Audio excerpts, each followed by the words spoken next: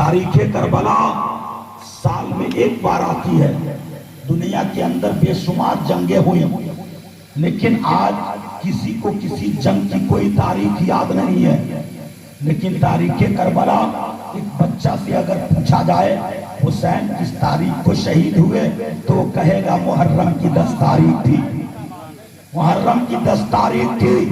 حسین سے ہم اس قدر محبت کرتے ہیں، ہم اپنے باپ کے مرنے کی تاریخ بھول جاتے ہیں، ہم اپنے ماں کی مرنے کی تاریخ بھول جاتے ہیں، لیکن حسین کی شہادت کی تاریخ ہم کل بھی یاد رکھتے تھے، آج بھی یاد رکھتے ہیں، انشاءاللہ قیامت تک یاد رکھیں گے. اس لیے کہ حسین کی شہادت کی تاریخ آتی ہے تو ہمارے ایمان میں طاقت پیدا کرتی ہے، ایمان میں تازگی پیدا کرتی ہے. اس لیے ہم سب کچھ بھلا سکتے ہیں، تاریخ کربلا نہیں بھلا سکتے ہیں.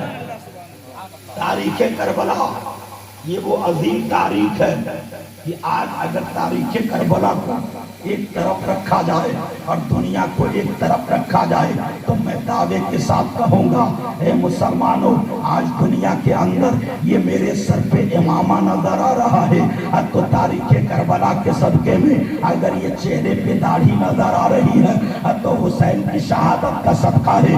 اگر آج یہ ممبر نظر آ رہا ہے حسین کی شہادت کا صدقہ ہے. آج یہ محفل نظر آ رہی ہے حسین کی شہادت کا صدقہ ہے. آج مسجدیں نظر آ رہی ہیں حسین کی شہادت کا صدقہ ہے. آج میناریں نظر آ رہے ہیں حسین کی شہادت کا صدقہ ہے. آج اذانیں ہو رہی ہیں حسین کی شہادت کا صدقہ ہے.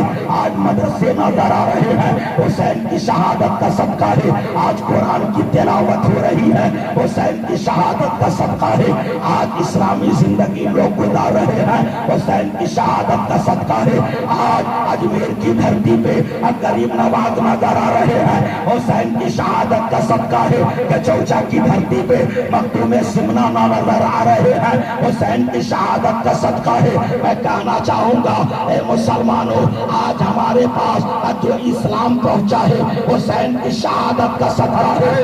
جو ایمان کی دولت ملی ہے حسین کی شہادت کا صدقہ ہے. اگر حسین نے کربلا میں خاندان کٹایا نہ ہوتا تو اسلام ہم تک پہنچا نہ. بے شک زندہ باد. سبحان اللہ سبحان اللہ. حق ہے بہت عمدہ. بے شک. آئیے آگے بڑھیے. 60 ہجری میں امیر معاویہ کا انتقال ہوا اور جب امیر معاویہ کا انتقال ہوا، انتقال کے بعد آپ کا بیٹا یزید تخت پہ بیٹھ گیا اور جب تخت پہ بیٹھا تو اس نے یہ سوچا کہ میری حکومت کو اگر کسی سے خطرہ ہے تو وہ حسین ابن علی ہیں، عبداللہ ابن زبیر ہیں، عبداللہ ابن عمر ہیں. وہ اجلِ اصحاب ہیں جو آج بھی باحیات ہیں. وہ میرے بارے میں جانتے ہیں. وہ کسی قیمت پہ وہ میرے ہاتھ پہ اپنی ہاتھ نہیں دیں گے، میری بیعت کو تسلیم نہیں کریں گے، میری خلافت کو قبول نہیں کریں گے. لہذا اس نے یہ سوچا کہ سب سے پہلے حسین ابن علی سے اپنی خلافت منوا لی جائے، اپنی بیعت منوا لی جائے. اگر حسین ابن علی مان لیں گے تو پھر دنیا میں کون ہے جو میری بیعت ماننے سے انکار کرے. لہذا اس وقت یزید نے مدینے کا گورنر ولید بن عقبہ کے پاس خط لکھا اور کہا کہ یہ ولید بن عقبہ جتنا جلد ہو سکے حسین ابن علی کو بلاؤ اور بلا کے ان سے کہو کہ وہ یزید کی بیعت کر لیں. اگر یزید کی بیعت نہیں کرتے تو انہیں دولت کی لالچ دینا، انہیں گورنری کی لالچ دینا، انہیں حکومت کی لالچ دینا، انہیں عیش و آرام کی لالچ دینا. ہو سکتا ہے حسین اس لالچ میں آ جائیں اور میری بیعت کر لیں. ولید بن عقبہ کے پاس خط آتا ہے. ولید بن عقبہ نے حسین ابن علی کو بلایا، یزید کا خط پڑھ کے سنایا اور اس کے بعد لالچ دینے لگا.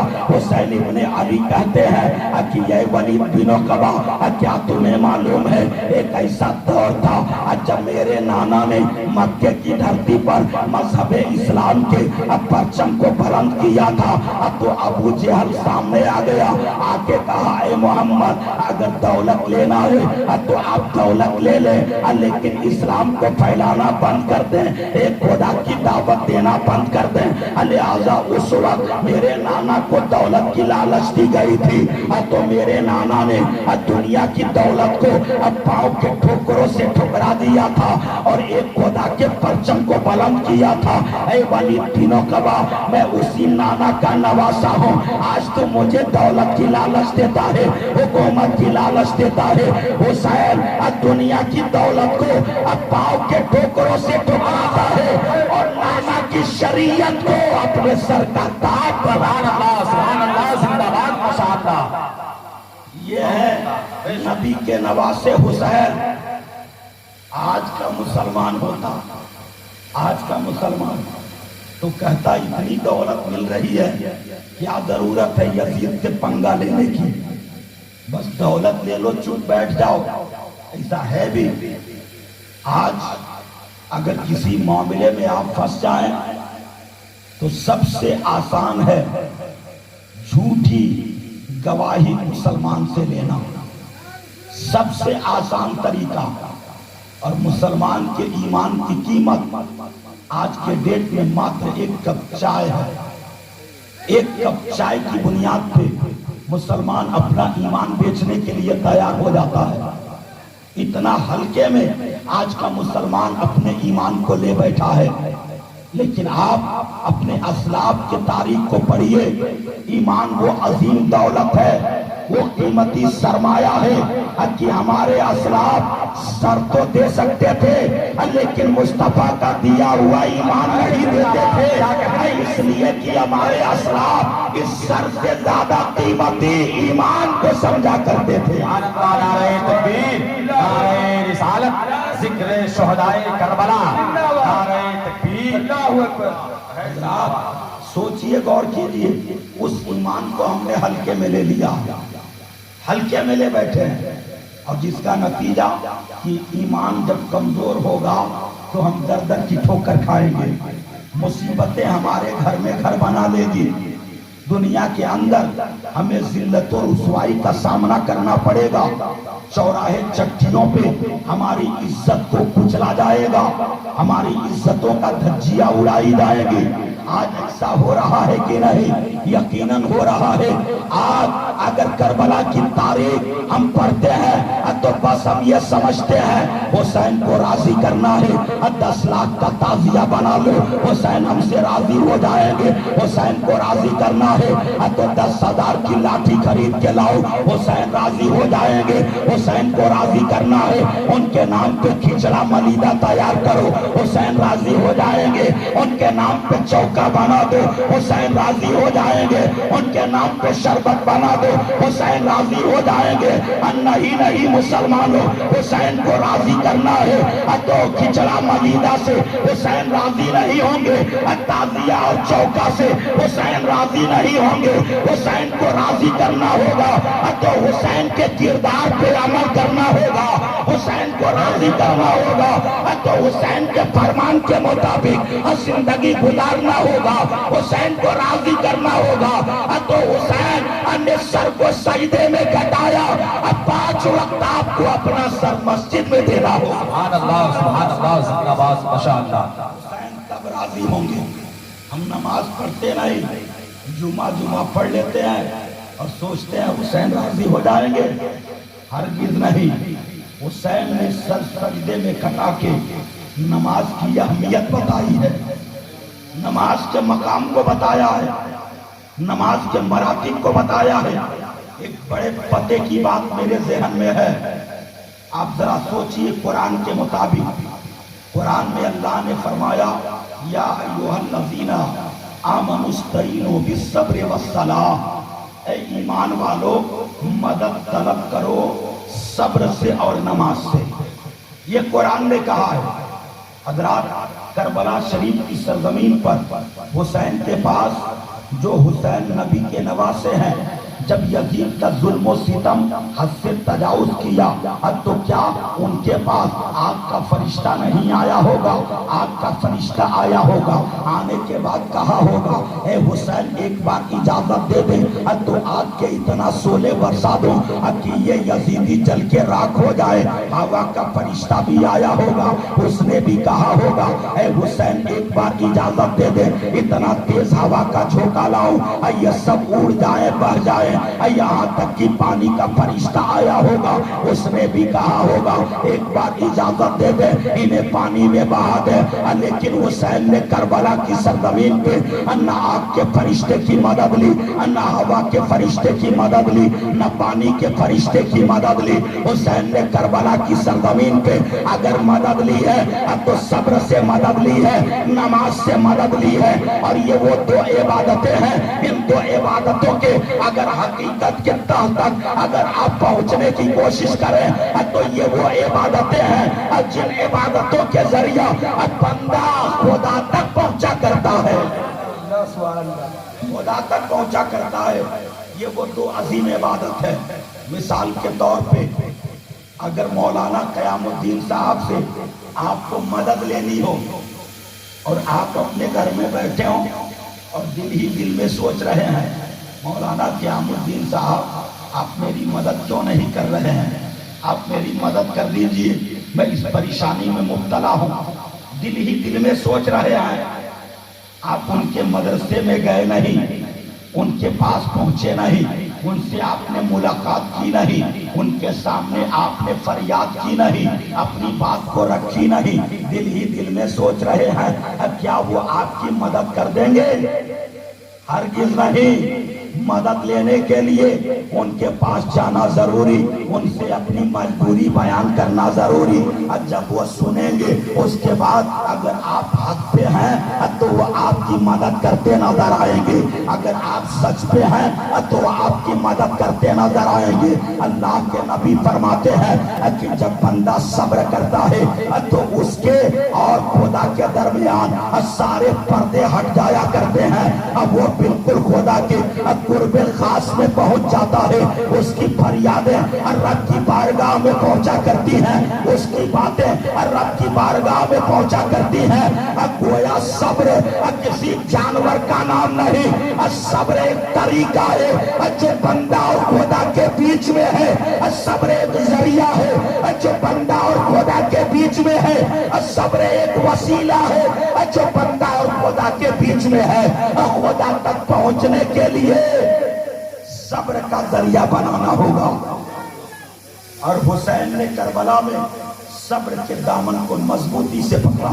سبحان اللہ، زندہ باد، بے شک۔ یہ کہ حسین جانتے تھے کہ خدا تک پہنچنے کے لیے ایک سیڑھی کا نام صبر ہے، اس لیے صبر کو مضبوطی سے پکڑے تھے۔ اور دوسری چیز نماز۔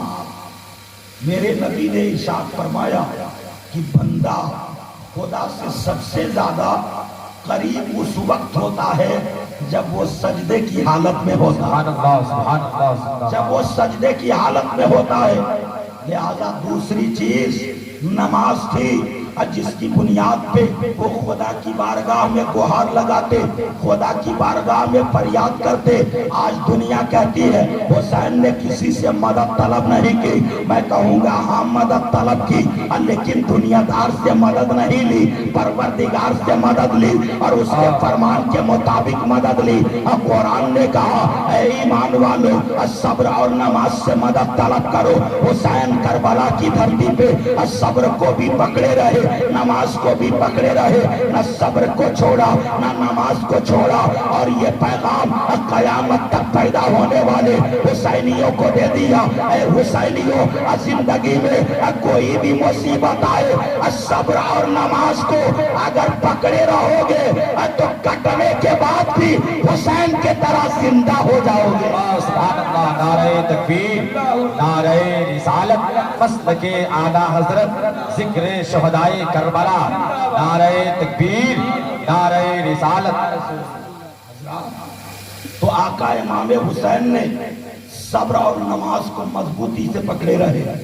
آج بھائی بھائی میں آپس میں جھگڑا ہوتا ہے تو भाई के ऊपर भाई का सब्र का पैमाना लबरेज हो जाता है, सब्र का पैमाना छलक जाता। एक भाई के मामले में सब्र नहीं कर पाता। आज का ये मामला है, और उसके बाद हम कहते हैं कि हम हुसैनी हैं, हरगिज़ नहीं। और एक सबसे बड़ा फितना जो आज हम लोगों ने हुसैन को एक जगह कैद करके रख दिया, एक जगह कैद करके रख दिया। हम ये समझते हैं कि हुसैन शौका में ही रहते हैं, शौका के अलावा हुसैन कहीं नहीं रहते। हाल यह है देहातों में कोई अपने घर में फातिहा नहीं कराता, चौका पे लेके आते हैं, वहीं फातिहा होगा तो कबूल होगा, क्या घर में होगा तो नहीं कबूल होगा। मैं पैगाम देना चाहूंगा मुसलमानों, हुसैन चौका में रहने की चीज नहीं, ताजिया और ढोल ताशे में रहने की चीज नहीं। हुसैन तो मोमिन के दिल में रहा करते हैं, हुसैन मोमिन के दिल में रहा करते हैं। अब मोमिन जिस घर में रहता है उस घर में हुसैन रहते हैं। लिहाजा नियत नेक हो, आप अपने घर में फातिहा कराएं, हुसैन की बारगाह में पहुंच जाएगा, अल्लाह उसे कबूल कर लेगा। और जो भी मन्नत मांगने के जो तरीके हैं, उन तरीकों के हवाले से मैं एक बात की इस्लाह कर दूं। कुछ लोग चौके के पास जाके सर पटकते हैं, गौर कीजिएगा मेरी बातों पे। आप इस सर को बड़े हल्के में लेते हैं, कहीं पटक देते हैं। ये कहीं पटकने की चीज नहीं है, आपके पूरे जिस्म में सबसे ऊंचा आपका सर है, सबसे ऊंचा आपका सर है। और इस सर का मकाम इतना बड़ा है कि अल्लाह ने इस सर को अपने सजदे के लिए बनाया है, अपने सजदे के लिए बनाया है। हम मुसलमानों का अकीदा यह है कि हमारा सर जब भी झुकेगा एक खुदा के अलावा किसी के आगे नहीं झुकेगा, न चौका के आगे झुकेगा, न ताजिया के आगे झुकेगा, न दुनियादार की चौखट पे झुकेगा। और जब भी ये सर झुकेगा परवरदिगार की चौखट पे झुकेगा, इसलिए कि ये सर खुदा ने अपने लिए पैदा किया। हज़रात, ये सर मदीने वाले आका की चौखट पर भी नहीं झुकेगा। नोट कीजिएगा मेरी बातों को, मदीने वाले मुस्तफा जाने रहमत की चौखट पे भी ये सर नहीं झुकेगा, इसलिए कि मदीने वाले आका नबी हैं, अल्लाह के हबीब तो हैं, लेकिन अल्लाह नहीं है, खुदा नहीं है। और अल्लाह ने ये फरमाया है कि सर मैंने अपने लिए बनाया है और बंदे के सीने में दिल मुस्तफा के लिए बनाया है। बंदे के सीने में दिल मुस्तफा के लिए बनाया है। लिहाजा ये दिल अगर झुकाना है तो मदीने वाले आका की चौखट पे झुका दो, और सर झुकाना है तो परवरदिगार की चौखट पे झुका दो, और दुनिया में भी कामयाब हो जाओगे, आखिरत में जन्नत के हकदार हो जाओगे। और यही पैगाम करबला में हुसैन ने दिया, यही पैगाम। हुसैन का जो सर झुका था करबला की धरती पे, वह यजीद के सामने नहीं, अल्लाह के सामने झुका था, अल्लाह के सामने झुका था। लिहाजा हुसैन ने नमाज की नियत की थी, घोड़े से उतरे, सर को सजदे में रखा, सर को सजदे में सुबहान रब्बियल आला की सदा बुलंद की।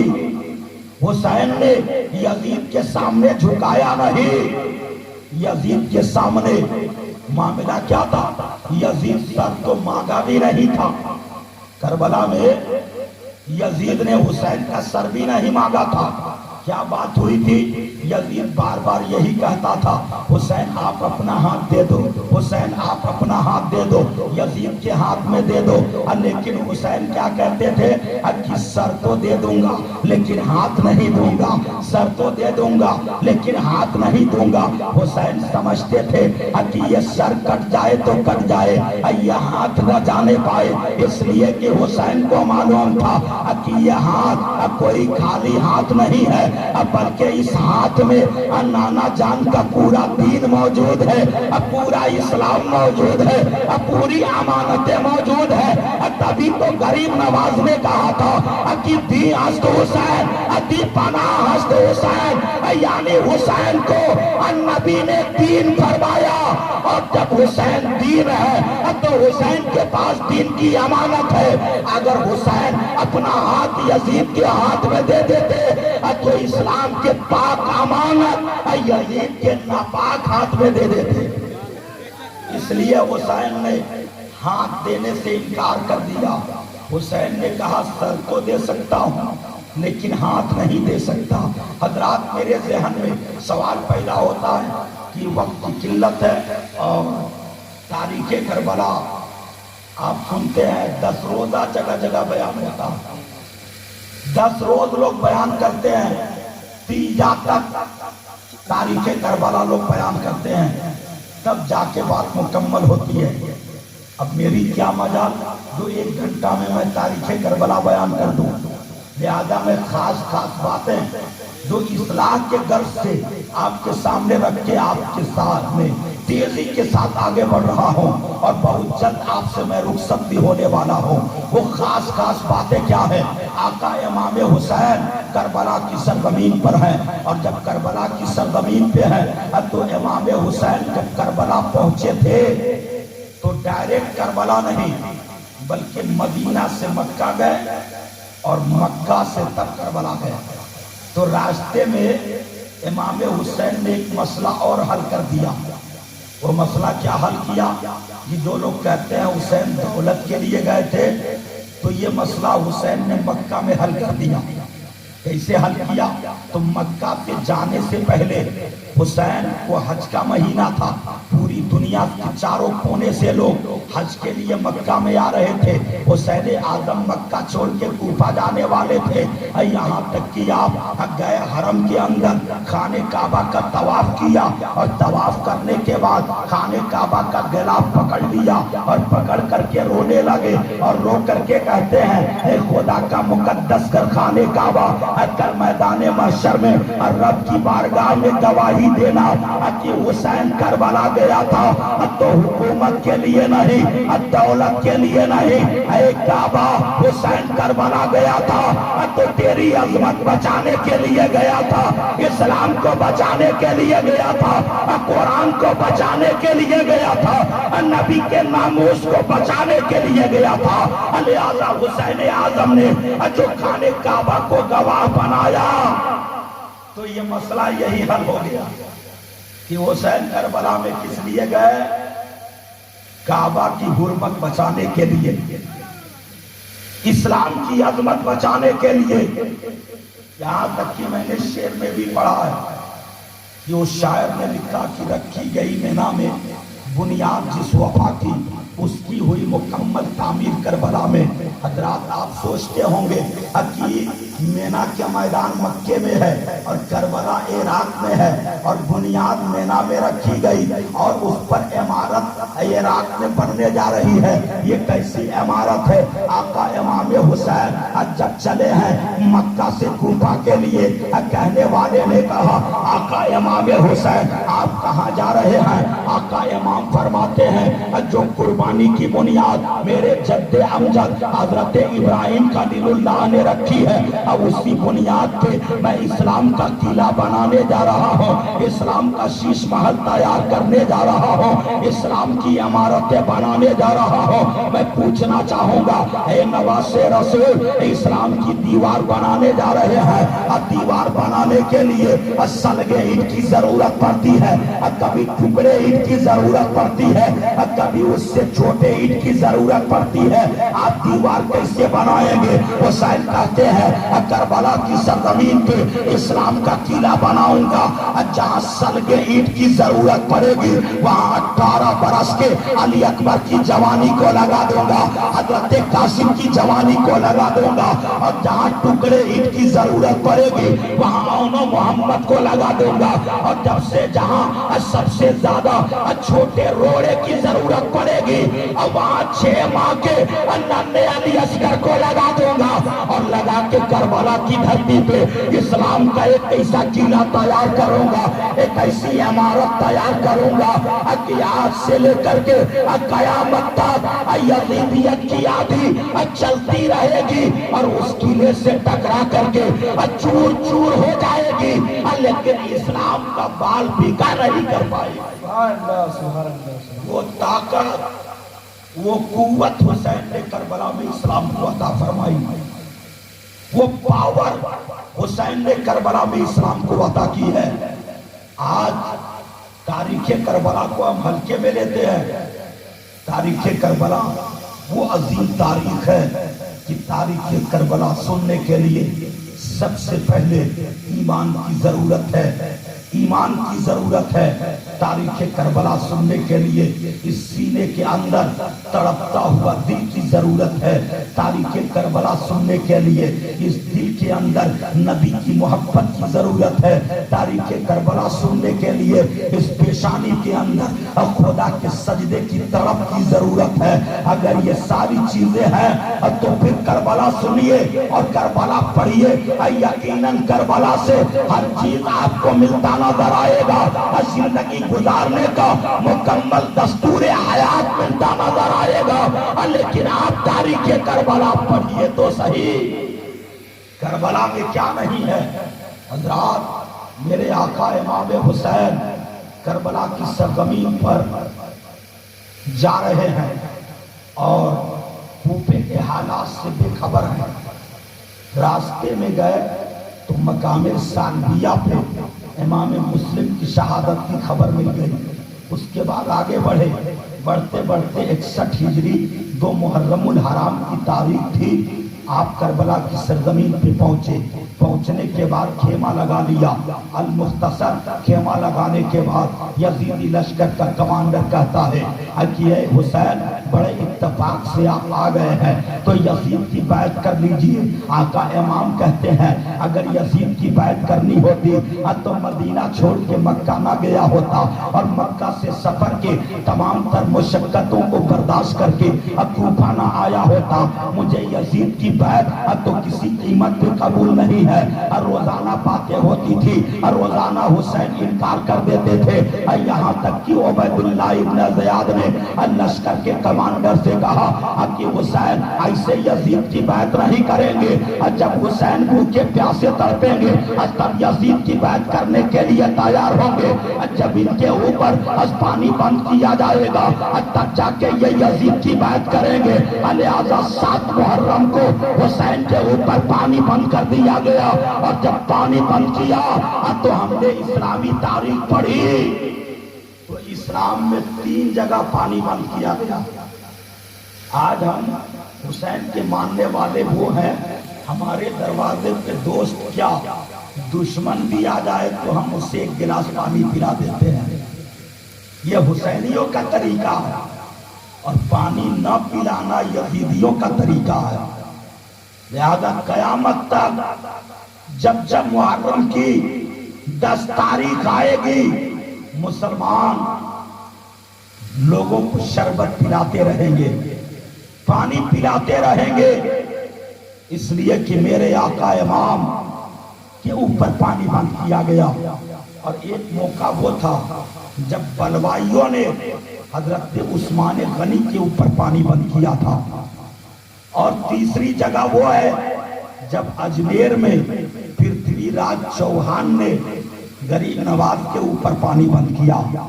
ये 3 ऐसे मकामात हैं जहां पानी बंद किया गया। लेकिन मैं आपसे पूछना चाहूंगा, क्या करबला में हुसैन पानी के लिए मोहताज थे? तो हमारा जवाब होगा हरगिज नहीं, पानी के लिए मोहताज नहीं थे। बल्कि करबला में नहरे फुरात पे पहरा यजीद का था, लेकिन नहरे फुरात के पानी पे हुकूमत मेरे हुसैन का था, कब्जा मेरे हुसैन का था। آپ کہیں گے وہ کیسے؟ تو 5000 کا لشکر جو پہرے کے لیے تیار ہے ہتھیار کے ساتھ، لیکن حسین کے بھائی حضرت عباس علمبردار ہیں۔ جب بھتیجی سکینہ نے روتے اور بلکتے ہوئے کہا تھا اے میرے چچا، کیا آپ کی بھتیجی آپ کے نگاہوں کے سامنے روتی بلکتی دم توڑ دے گی؟ پیاس کی بنیاد پہ جس کے حلقوں سوکھ چکے ہیں، جس کی زبانیں باہر نکل آئی ہیں، اے چچا کیا آپ اپنی بھتیجی کو پانی نہیں پلاؤ گے؟ اتنا سننا تھا چچا کے سینے میں، بھتیجی کے لیے دل تڑپنے لگا اور چچا نے اٹھا اور مشکیزہ لیا، گھوڑے پہ سوار ہوتے ہیں اور نہر فرات کا رخ کیا۔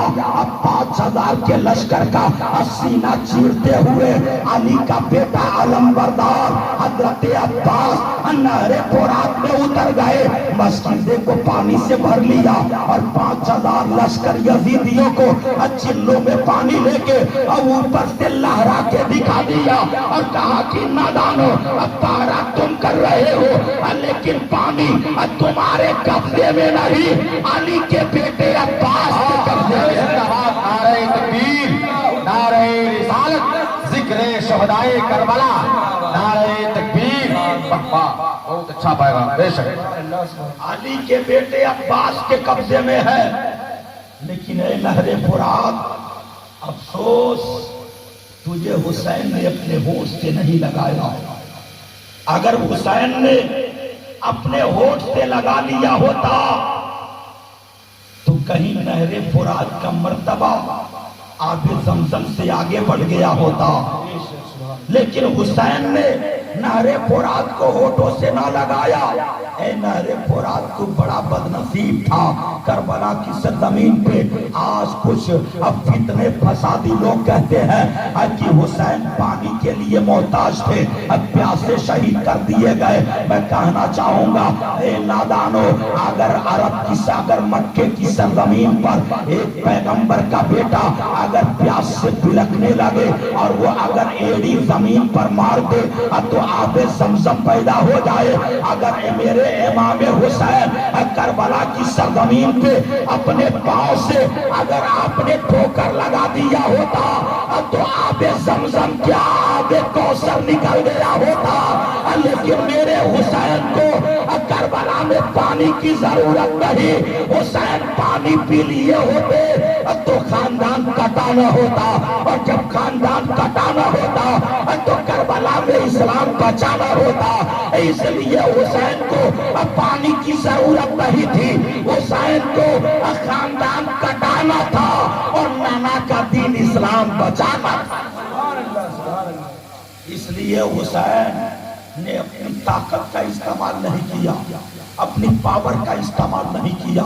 کربلا کی سرزمین پر بھوکے پیاسے رہ کر کے آقا امام حسین ایک ایک جانثار کو شہید کر رہے ہیں، ایک ایک جانثار شہید ہو رہے ہیں۔ میں پوچھنا چاہوں گا اے آقا امام حسین، آپ کے نگاہوں کے سامنے 7 محرم الحرام کو آپ کے اوپر پانی بند کر دیا گیا، آپ کھڑے ہو کر کے دیکھتے رہے، آپ کا کھانا بند کر دیا گیا، آپ کھڑے ہو کر کے دیکھتے رہے، آپ کے نگاہوں کے سامنے 10 محرم الحرام کو آپ کے خیموں پر تیروں کی بارش ہو رہی ہے، آپ کھڑے ہو کر کے دیکھ رہے ہیں، آپ کے نگاہوں کے سامنے حضرت مسلم بن سجا شہید ہو گئے، آپ کھڑے ہو کر کے دیکھ رہے ہیں، آپ کے نگاہوں کے سامنے 18 برس کے علی اکبر کی جوانی خاک و خون میں لطپت نظر آ رہی ہے، آپ کھڑے ہو کر کے دیکھ رہے ہیں، آپ کے نگاہوں کے سامنے حضرت قاسم کی جوانی پامال ہو رہی ہے، آپ کھڑے ہو کر کے دیکھ رہے ہیں،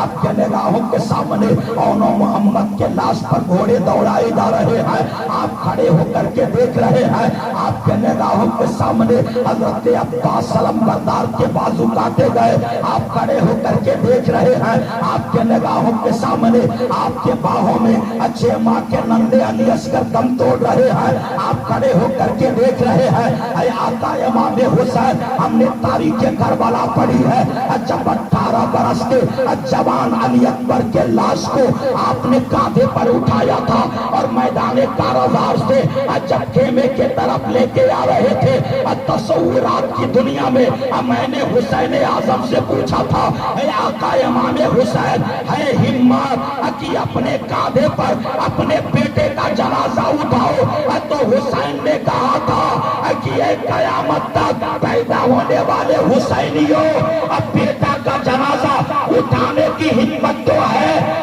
लेकिन इस्लाम का जनाजा उठाने की हिम्मत नहीं है। हुसैन आजम ने करबला की सरजमीन पे पैगाम दिया। मैं पूछना चाहूंगा, ऐ नवासे रसूल, ऐ आका इमाम हुसैन, आपके निगाहों के सामने जुल्म बर्बरियत के पहाड़ और नंगे नाचे जा रहे हैं, आप खड़े होकर के देख रहे हैं, आपके निगाहों के सामने हर तरह की परेशानियां आपके ऊपर मुसल्लत की जा रही है, आप खड़े होकर के देख रहे हैं। ऐ आका इमाम हुसैन, जब हम तारीखे करबला पढ़ते हैं तो आपके सर को जब यजीदियों ने कत्ल किया और नेज़े के नोक पे बुलंद किया तो तारीखे करबला बोलती है कि आपके लबे अतार से कुरान की तिलावत सुनाई दे रही थी। ऐ नवासे रसूल, एक शायर कलम उठाता है तो कहता है कि जंजीर बोलती रही, दर बोलता रहा, लौटे तो मेहानी का घर बोलता रहा। अरे थर्रा गए यजीद के सब लश्करों से बाहर, अरे नेज़े पे जब हुसैन का सर नेज़े पे जब हुसैन का सर बोलता रहा। ए आका इमाम हुसैन, सर कटने के बाद नेज़े पर क्यों बोल रहे थे? आपको तो यहाँ बोलना चाहिए था जहाँ आपका खाना पानी बंद किया गया, जहाँ आपके जानेसारों को यके बाद पूरे कत्ल किया गया, आपको यहाँ बोलना चाहिए था। आप सर कटने के बाद वहाँ क्यों बोल रहे हैं? तो इमाम हुसैन की सदाकत जवाब देती है, आपकी शहादत जवाब देती है कि ये मेरे चाहने वालों, करबला की सरजमीन पर मेरी निगाहें देख रही थी। एक जमाना आने वाला है जिस जमाने में कुछ लोग पैदा होंगे जो मेरे नाना का कलमा पढ़ेंगे, कुरान की तिलावत करेंगे, चेहरे में दाढ़ी रखेंगे, सर पे टोपी लगाएंगे, नमाज पढ़ेंगे, रोजा रखेंगे, हज करेंगे, ज़कात देंगे, सब कुछ करेंगे, लेकिन अपनी जबान से ये भी कहेंगे नबी मरकर मिट्टी में मिल गए, नौज़ुबिल्लाह मिन ज़ालिक। आका इमाम हुसैन कहते हैं कि मैं सर कटने के बाद नेज़े के नोक पर इसलिए बोल रहा था ताकि दुनिया देख ले कि सर कटने के बाद जब फातिमा के लाल के जिंदगी का ये आलम है तो आमिना के लाल के जिंदगी का आलम क्या होगा? मेरे इमाम फरमाते हैं जब उनके गदा भर देते हैं शहाने जमाना की झोली, अरे मोहताज का जब ये आलम है, मुख्तार का आलम क्या होगा? मुख्ताज का जब ये आलम है, मुख्तार का आलम क्या होगा? यकीनन मेरे आका इमाम हुसैन ने करबला की सरजमीन पर वो पैगाम दिया है और अपना खानदान कटा करके वो सबक हमें पढ़ाया है। मैं पूछना चाहूँगा मेरे इस्लामी भाइयों, अगर आज उस तरह का दौर आए तो आज ईमान की कमजोरी का आलम तो यह है कि माएँ अपने बच्चों के हाथ कलाइयों को पकड़ लेंगी, खबरदार मेरा बेटा आगे मत जा, कट जाएगा, मारा जाएगा, तकलीफ दी जाएगी, तुझे सताया जाएगा। आज की माएँ इतना प्यार करती हैं जो अपने बच्चे को मैदान कारज़ार में नहीं उतार सकती, लेकिन कुर्बान जाओ खानदान अहले बैत के उन मुकद्दस पाक दामन बीवियों के ऊपर, जिन मुकद्दस बीवियों ने, जिन मुकद्दस बहनों ने अपने निगाहों के सामने एक बहन अपने भाई को शहादत का दूल्हा बना रही है, एक बीवी अपने शौहर को शहादत का दूल्हा बना रही है, एक औरत मर्द को शहादत का दूल्हा बना रही है और दुनिया को पैगाम दे रही है, दुनिया की माँ और बहनों, कयामत तक अगर कभी भी ऐसा वक्त आया तो तुम खड़ी होके मुंह मत देखना, अपने भाइयों को भी शहादत का दूल्हा बना देना, अपने शौहरों को भी शहादत का दूल्हा बना के उन्हें मैदान में उतार देना। बीवियों, अपना सुहाग उजाड़ करके इस्लाम के सुहाग को बचा लेना। ये पैगाम करबला से कयामत तक के लिए لیے اہل بیت کی عورتیں دیتی نظر کربلا سے وہ ہر پیغام ملتا ہے، لیکن آج اس پیغام پہ ہمیں عمل کرنے کی ضرورت ہے۔ لیکن آج وہ ایمان ہمارے اندر نہیں، آج تو ہم بزدلی کا شکار ہو کے رہ گئے۔ آج دنیا کے اندر سب سے بڑے غائب اگر کوئی قوم ہے تو اس قوم کا نام قوم مسلمان ہے۔ سب سے زیادہ سوس اور سب سے زیادہ قائل بزدل یہ مسلمان آج کے ڈیٹ میں، اور ان کی بزدلی کا ذریعہ ان کے ایمان کی کمزوری ہے، ایمان کی کمزوری ہے۔ اس لیے کہ جنگ بدر میں مسلمانوں سے پوچھا گیا آپ 313 ہیں، 1000 کے مقابلے میں کیسے لڑیں گے؟ تو مسلمانوں نے کیا جواب دیا تھا کہ نبی کا کلمہ پڑھنے والا، ایک خدا کے آگے سر جھکانے والا، وہ تعداد کی بنیاد پہ جنگ نہیں کرتا ہے، ہتھیار کی بنیاد پہ جنگ نہیں کرتا ہے، وہ جنگ کرتا ہے تو ایمان کی طاقت کی بنیاد پہ جنگ کرتا ہے۔ لہذا آج تک اسلامی اتہاس میں جن جن جنگوں کو ہم نے جیتا ہے وہ اپنے ایمان کے بلبوتے پہ جیتا ہے۔ اگر آج بھی وہ ایمان کی طاقت پیدا ہو جائے تو اقبال کا یہ شعر ہم پڑھتے نظر آئیں گے کہ آج بھی جو ہو براہیم سا ایمان پیدا تو آج کر سکتی ہے اندازے الفتہ پیدا۔ یقیناً آج بھی وہ طاقت اگر ہمارے اندر آ جائے تو آج بھی پوری دنیا پہ ہماری راج ہو سکتی ہے، پوری دنیا پہ مذہب اسلام کا جھنڈا ہم لہرا سکتے ہیں۔ کربلا کی تاریخ پڑھیے تو ایسے مت پڑھیے جس طرح عام کتابوں کو پڑھتے ہیں، کربلا کی تاریخ پڑھیے تو دل میں نبی کی اور اہل بیت کی محبت بسا کر کے پڑھیے، اور یہ سوچ کے پڑھیے کہ کربلا مردہ دلوں میں زندگی ڈالنے کے لیے آتا ہے، مردہ دلوں میں زندگی ڈالنے کے لیے آتا ہے۔ کربلا سوئی ہوئی قوم کو جگانے کے لیے آتا ہے۔ کربلا نوجوانوں کی زندگی میں انقلاب پیدا کرنے کے لیے آتا ہے۔ صرف یا حسین کا نعرہ لگانے سے کچھ نہیں ہوگا۔ اگر آپ حسینی ماحول اور حسینی پرچم لہرانا چاہتے ہیں تو مسجدوں کو آباد کر لیں، مدرسوں کو دین کی شان اور شوکت سمجھے۔ اگر آپ حسینی کردار سے ماحول کو بیدار کرنا چاہتے ہیں تو اپنے علماء کو اپنے دین کی رہنما سمجھے، ان کی عزت کرے، ان کا احترام کرے، یقیناً ایک بھائی کو بھائی سمجھ کر کے اب اس سے محبت کریں، اس کو تکلیف نہ پہنچائے۔ اس لیے کہ کربلا محبت کا سبق سکھاتا ہے، اخلاق کا پاٹ پڑھاتا ہے، خلوص کا پیغام دیتا ہے۔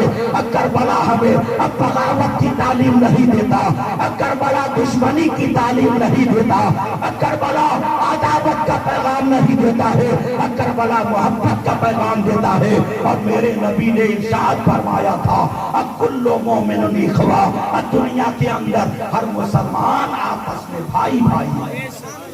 یہ پیغام نبی نے بھی دیا تھا اور یہ پیغام کربلا میں حسین نے بھی دیا تھا۔